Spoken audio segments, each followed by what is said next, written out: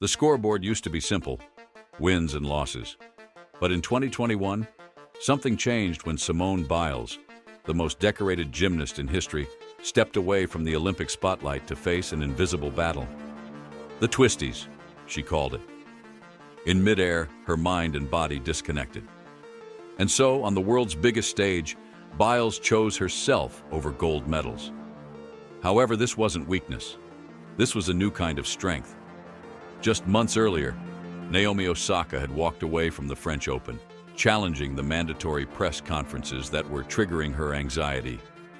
The tennis world was shocked, but the conversation had already begun. Look back to 2018.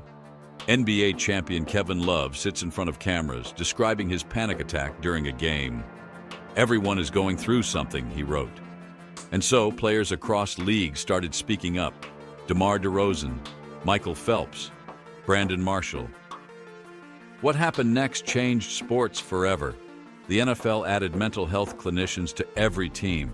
The NBA made therapists mandatory.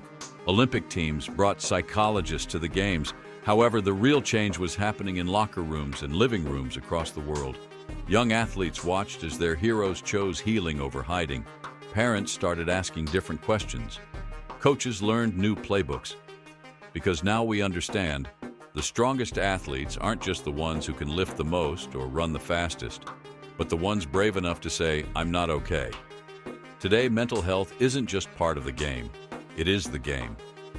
And so when we see players take mental health breaks, we don't see weakness anymore. We see champions fighting their toughest battles, not for trophies, but for themselves. But the evolution of sports isn't stopping here.